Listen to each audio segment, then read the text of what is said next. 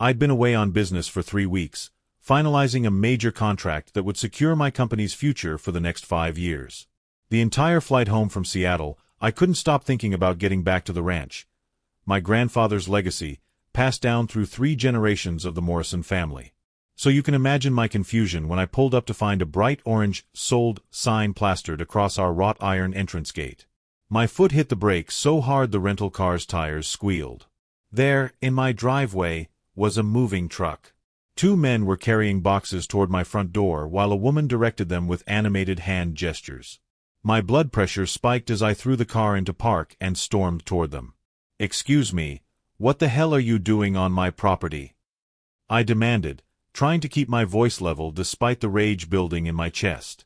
The woman turned, clutching a clipboard to her chest. "Oh, you must be the previous owner. I'm Sandra Hutchinson. We just closed on the property yesterday through the HOA auction. Such a steal at $25,000. I felt the world tilt sideways. HOA auction? What HOA? This ranch has been in my family for 70 years. There's no HOA here." Sandra's face went pale. But the Riverside Estates HOA said this property was delinquent on dues. They had all the paperwork. The lien, the notices, everything. That's when I knew. Karen Henderson, the self-appointed queen of Riverside Estates, the suburban development that bordered the eastern edge of our property line. But our ranch wasn't part of their neighborhood. We were a full mile outside their boundaries, surrounded by agricultural zoning. My grandfather had made damn sure of that when developers started sniffing around in the 80s. The Morrison Ranch sprawled across 45 acres of prime Texas Hill country. My grandfather, William Morrison, had purchased it in 1954 with his savings from the Korean War. He'd built the main house with his own hands, raised cattle, and later transitioned to boarding horses when the economics shifted. When he passed 5 years ago, the ranch became mine, free and clear, no mortgage, no liens, no debts of any kind. I'd maintained it meticulously, honoring his memory by keeping every fence post straight and every pasture green. The property taxes were automatically paid from a dedicated account I'd set up. Everything was in perfect order. Or so I thought. Karen Henderson had been president of the Riverside Estates HOA for the past 3 years. I'd heard stories from friends who lived in the development. Stories about fines for grass being half an inch too tall, citations for the wrong shade of beige on a mailbox, and meetings that felt more like congressional hearings than neighborhood gatherings. She ran that HOA like her personal kingdom, and apparently, she decided to expand her territory. The first letter had arrived 6 months ago while I was at the ranch. I'd actually laughed when I read it. "Dear homeowner," it began, "following the recent boundary expansion vote by the Riverside Estates HOA Board, your property at 4578 Ranch Road now falls within our jurisdiction. Please find enclosed your retroactive dues invoice for the amount of $3,600. I'd tossed it in the trash, figuring it was some kind of mistake or maybe even a scam. We weren't part of any HOA. Never had been, never would be. The ranch was in unincorporated county land, governed by agricultural exemptions. You can't just vote to annex someone's property into your HOA. That's not how property law works. But the letters kept coming. The second one claimed I owed fines for fence height violations. Apparently, our 100-year-old split-rail fence was 3 inches too tall according to their standards. The third cited us for livestock noise pollution, because our horses had the audacity to neigh in the morning. Each letter was more absurd than the last, and each one went straight into the garbage where it belonged.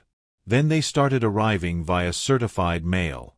I refused to sign for them. Let Karen waste her postage, I thought. I had more important things to worry about than her power trip. That was my first mistake, underestimating just how far Karen Henderson would go to satisfy her need for control. What I didn't know was that Karen had been busy behind the scenes. She'd been filing documents with the county, creating a paper trail that made it look like I'd been properly notified of violations and had ignored them. She'd even gone so far as to have someone forge my signature on certified mail receipts. The foundation of her lie was being carefully constructed while I remained blissfully unaware. The quiet auction had taken place while I was in Seattle. No public notice in the newspaper, no posting at the courthouse, Nothing that would have alerted me or my attorney. Just Karen, her hand-picked board members, and conveniently, her brother-in-law who ran a real estate investment company called Lone Star Holdings LLC.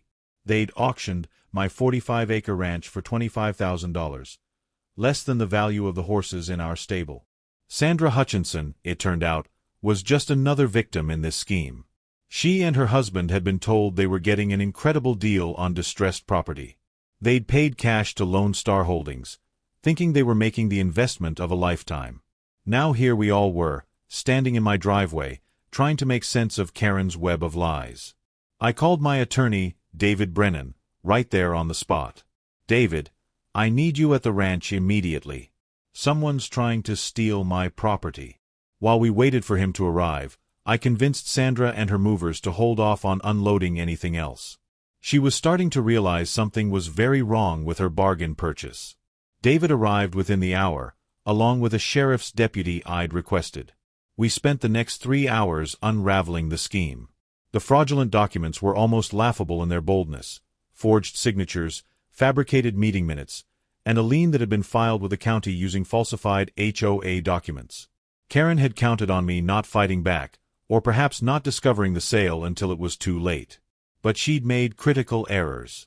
The notary seal on several documents belonged to someone who'd died 2 years ago. The HOA's own charter clearly showed their boundaries, which ended a full mile from my property line. And most damning of all, the Lone Star Holdings LLC that purchased my ranch? It was registered to Karen's brother-in-law, with Karen herself listed as the secondary member. The sheriff's deputy took statements from everyone and immediately opened a criminal investigation. David got on the phone with a judge he knew, seeking an emergency injunction to stop any transfer of the property. By nightfall, we had it. Sandra and her husband, realizing they'd been caught up in a criminal scheme, were more than happy to cooperate with authorities. They just wanted their $25,000 back. The next 2 weeks were a whirlwind of legal action. David and his team worked around the clock, uncovering more evidence of Karen's fraudulent activities. It turned out my ranch wasn't her first target. She'd tried similar schemes with 2 other properties on the outskirts of Riverside Estates, though neither had progressed as far as mine. We also discovered that Karen had been embezzling from the HOA itself, using dues and fines to fund her expansion project. She'd convinced herself that bringing more properties under HOA control would mean more power and more money flowing through her hands. The actual residents of Riverside Estates had no idea their dues were being used to wage legal warfare against neighboring properties. The investigation revealed forged emails, falsified county documents, and a complex series of transfers designed to obscure the theft. Karen had even gone so far as to create fake violation notices that she claimed had been posted on my property, complete with photoshopped images showing the notices on my gate. The FBI's white-collar crime unit got involved when it became clear this was interstate wire fraud. She'd used online banking to move the money across state lines. 3 months after I'd found that "sold" sign on my gate, we finally had our day in court. The courtroom was packed with residents from Riverside Estates, neighbors from surrounding properties, and local media who'd caught wind of the story. Karen sat at the defendant's table, no longer the confident HOA president who'd terrorized a neighborhood, but a woman watching her carefully constructed world collapse. The prosecutor laid out the case methodically. 32 counts of fraud, 18 counts of forgery, conspiracy to commit grand theft, embezzlement. The list went on. When they showed the forged documents on the courtroom screens, several Riverside Estates residents gasped. They recognized their own signatures had been forged on HOA meeting minutes they'd never seen. My testimony was straightforward. I'd never agreed to join any HOA. I'd never received legitimate notice of any violations because my property wasn't under their jurisdiction. The sale of my ranch was fraudulent from start to finish. David presented our evidence piece by piece, building an airtight case that left no room for doubt. Karen's defense attorney tried to argue that she believed she was acting within her authority as HOA president, but that fell apart quickly when the prosecutor showed emails between Karen and her brother-in-law discussing how they'd split the profits from flipping my ranch. One email even joked about how I was too stupid to realize what was happening until it was too late. The judge's ruling was swift and brutal. Guilty on all counts. The sale of my ranch was declared null and void. Lone Star Holdings was ordered to return the $25,000 to the Hutchinsons immediately. Karen was ordered to pay restitution of $250,000 for legal fees and damages. But that was just the civil judgment. The criminal sentencing was where Karen finally broke. 8 years in federal prison for wire fraud and conspiracy. 3 years for embezzlement, to run concurrently. Lifetime ban from serving on any HOA board or in any fiduciary capacity. As the judge read the sentence, Karen's face went from red to white to gray. She swayed in her seat, gripping the table for support. "But Your Honor," she stammered, "I was just trying to improve the neighborhood. These properties were bringing down our values with their livestock and their agricultural exemptions. I don't deserve prison. I'm a respected member of the community." The judge's response was ice cold. "Mrs. Henderson, you violated the fundamental property rights of American citizens. You abused a position of trust to enrich yourself and your family. You forged documents, stole money, and attempted to steal land that had been in a family for generations. 8 years is lenient, considering the maximum sentence I could impose." The gavel came down with a finality that echoed through the courtroom. Karen let out a wail that sounded like a wounded animal. 2 federal marshals moved to escort her out, and she turned to look at me with pure hatred in her eyes. "This is your fault," she screamed. "If you just paid the dues like everyone else, none of this would have happened.